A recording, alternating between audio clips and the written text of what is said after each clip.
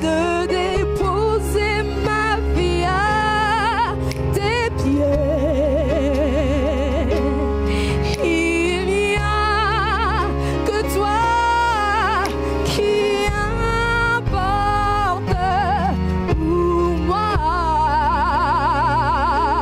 Et je veux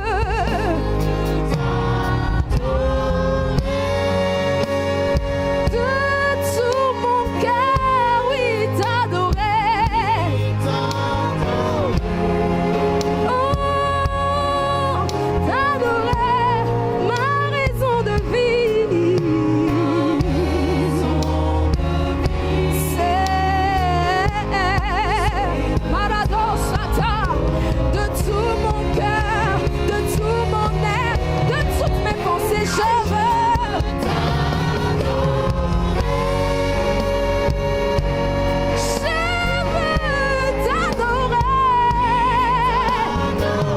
Avec tout ce que je suis et tout ce que j'ai, ma raison de vie,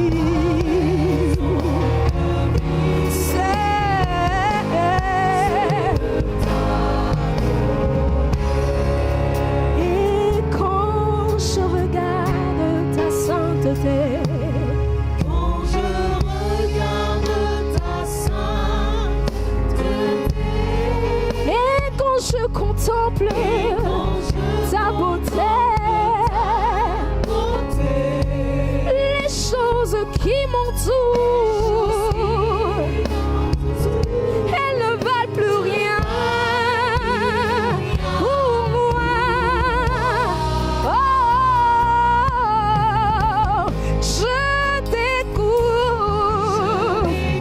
je découvre la joie de te chanter.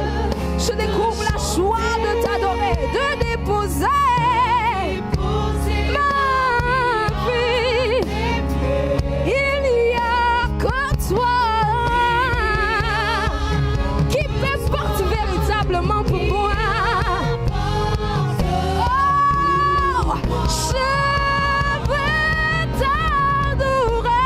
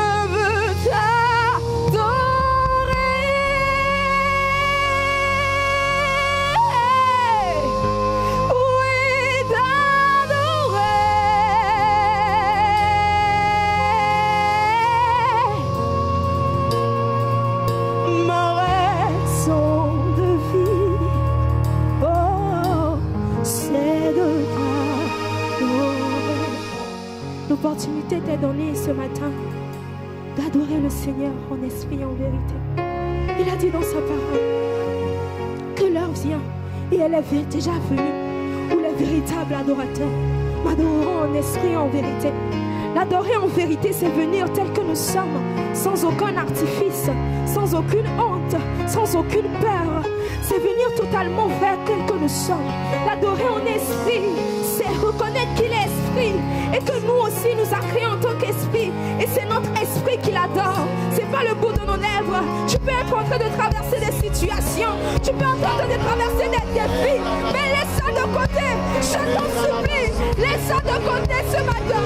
Et adore-le en esprit. Adore-le en esprit. Je veux t'adorer Jésus. Je veux t'adorer Jésus. Ramassez les morceaux.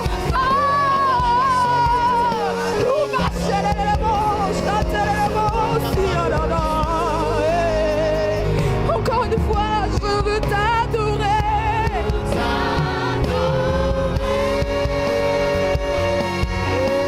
Oui, t'adorer.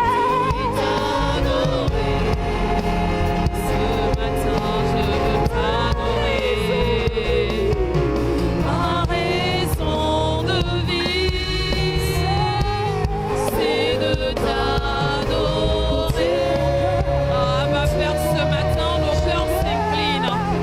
Ce matin, nous nous humilions totalement dans ta présence. Nous nous rabaissons totalement dans ta présence, Seigneur, ce matin. Nous nous diminuons complètement comme des vases vides que toi tu as rachetés au prix du sang de Jésus. Et ce matin, tout ce qui bat sur notre cœur, c'est de t'apporter une offrande d'adoration. Ce matin, nos cœurs t'adorent, nos cœurs s'inclinent dans ta présence pour t'apporter l'adoration qui t'est due.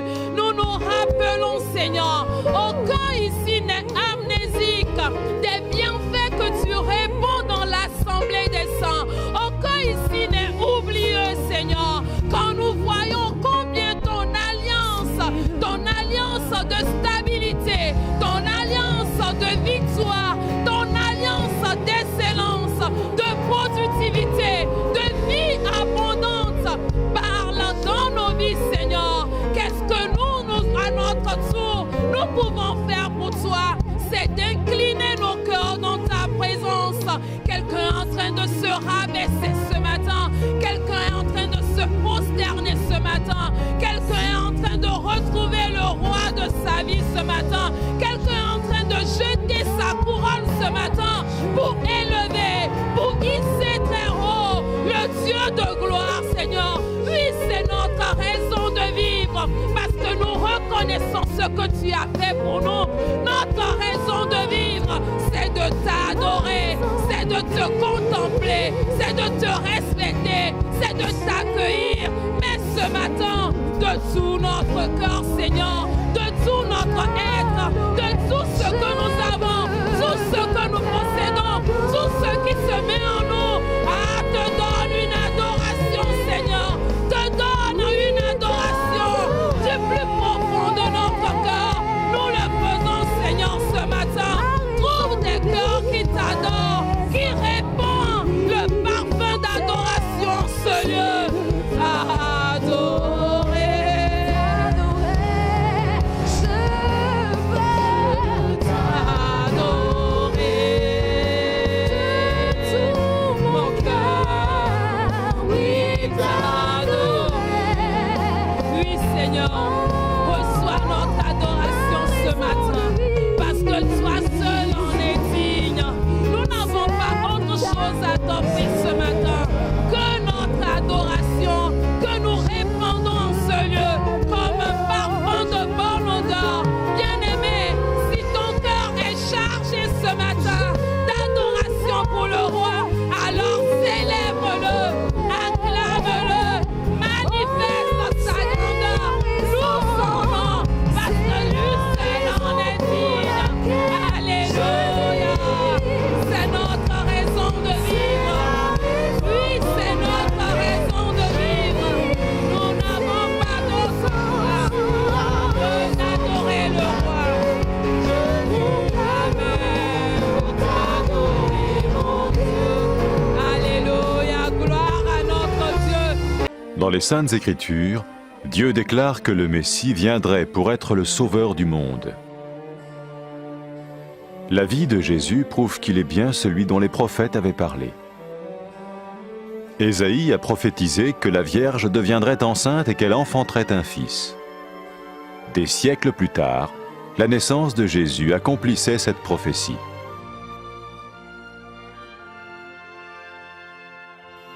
Les Saintes Écritures déclaraient que le saint à naître serait appelé le Fils de Dieu. Cela signifiait que Jésus serait le Fils de Dieu au sens spirituel et non au sens physique. Nous le voyons par sa manière de vivre. Il a guéri des malades, il a pardonné leurs péchés, les a ramenés à Dieu et leur a promis une place dans le royaume éternel de Dieu. Il s'est offert lui-même en sacrifice pour le péché à leur place. Puis il est revenu à la vie, victorieux sur la mort selon le plan de Dieu. Jésus a dit « Personne ne me prend la vie, mais je la donne de ma propre volonté. » La vie de Jésus n'a pas seulement accompli les écrits des prophètes, mais elle a aussi confirmé la vérité de la sainte parole de Dieu. Les prophètes avaient écrit « Ta parole, ô mon Dieu, est parfaite, elle dure à toujours. » Jésus lui-même a dit « Le ciel et la terre disparaîtront, tandis que mes paroles ne disparaîtront jamais. » Jésus est venu pour nous donner la vie dans toute sa plénitude. Et quand l'homme a désobéi à Dieu dans le jardin d'Éden, il a choisi sa propre voie et ses actions l'ont séparé du Créateur.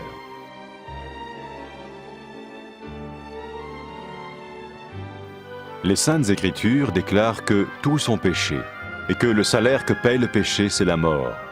Il s'agit de la mort spirituelle, éternelle séparation d'avec Dieu. Mais tout comme Dieu a donné un bélier pour qu'il meure à la place du fils d'Abraham, ainsi il a envoyé Jésus, le Messie, mourir à notre place. Sa vie, sa mort et sa résurrection restaurent la relation entre Dieu et tous ceux qui mettent leur confiance en lui. Maintenant, non seulement Jésus pardonne les péchés de ceux qui le suivent, mais il les sauve aussi du jugement éternel de Dieu. Ils sont sûrs d'aller au paradis et de vivre avec lui pour toujours. C'est cette vie et cette liberté de la culpabilité et du pouvoir du péché que Jésus offre à chacun aujourd'hui. Cela ne veut pas dire suivre une religion, mais choisir d'avoir foi en Jésus qui dit « Je me tiens à la porte et je frappe. Si quelqu'un entend ma voix et ouvre la porte, j'entrerai chez lui. » Cela veut dire se tourner vers Dieu et croire que Jésus vient dans nos vies pardonner nos péchés et nous rendre tels qu'il veut que nous soyons. Il ne suffit pas d'approuver intellectuellement ce qu'il dit, ni de vivre une expérience émotionnelle. Nous le recevons par grâce, au moyen de la foi, par un acte de notre volonté. Lorsque quelqu'un est prêt à suivre Jésus le Messie, il peut lui parler par une simple prière. Vous sentez un soutien, vous sentez que votre vie n'est pas une vie normale. Vous sentez que vous êtes porté. C'est gratuit. Il ne vous demande rien. Il vous demande juste d'ouvrir votre cœur et d'oser croire en lui. Osez croire. On ne demande ni d'argent. On vous demande pas une souffrance particulière. On vous dit faites confiance et croyez. Essayez. Vous n'avez rien à perdre. Essayez. J'ai essayé. Ça fait plus de 20 ans que je suis dedans. Et je ne repartirai pour rien au monde. Aucun milliard au monde ne me fera changer d'avis et me séparer de lui. Impossible. Donc, osez Jésus avant qu'il soit trop tard. Osez. Ne le faites pas demain. Faites-le maintenant. Et quand la fin de votre vie arrivera, parce qu'elle arrivera pour tout le monde, pour moi et pour les personnes qui me regardent, ou même pour les personnes qui sont derrière cette caméra, au moins vous serez sûr que vous partez avec celui qui vous a donné une nouvelle vie.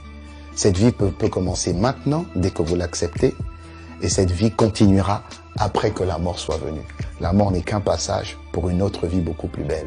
Mais vous avez la possibilité d'oser cette nouvelle vie maintenant, tout de suite. Faites-le maintenant, tout de suite. N'attendez pas demain, ni après-demain. Faites-le maintenant, tout de suite. Prenez 1 minute et faites-le. Je vous en prie, vous ne serez pas déçus.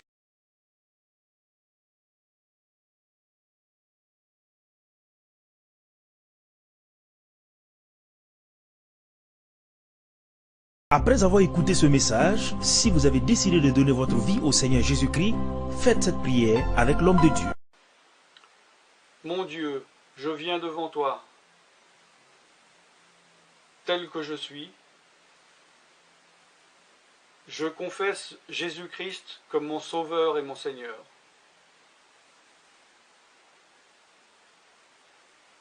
Je crois qu'il est mort sur la croix pour mes péchés, qu'il a porté ma condamnation.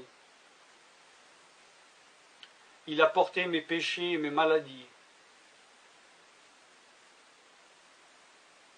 Que Jésus-Christ est le Roi des rois et le Seigneur des seigneurs.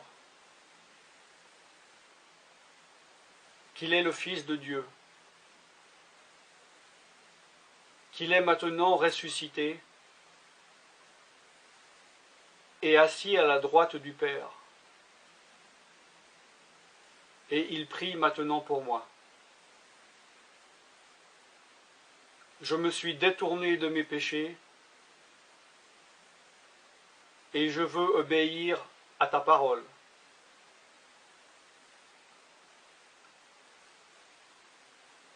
Je viens à toi en te demandant, mon Dieu, de me donner ton Esprit Saint.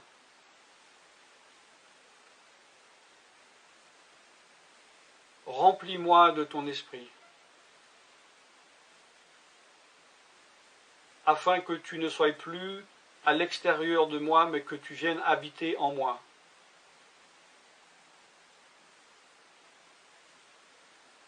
Et que je devienne ton temple. Esprit de Dieu, viens habiter en moi. Purifie-moi, lave-moi, sanctifie-moi, rends-moi pur, transforme-moi à l'image de Dieu. Je te remercie car je crois que tu m'as donné ton esprit, car tu ne mens pas. Et tu as dit dans ta parole que tu donnes à celui qui te demande. Je fais cette prière au nom de Jésus-Christ. Amen.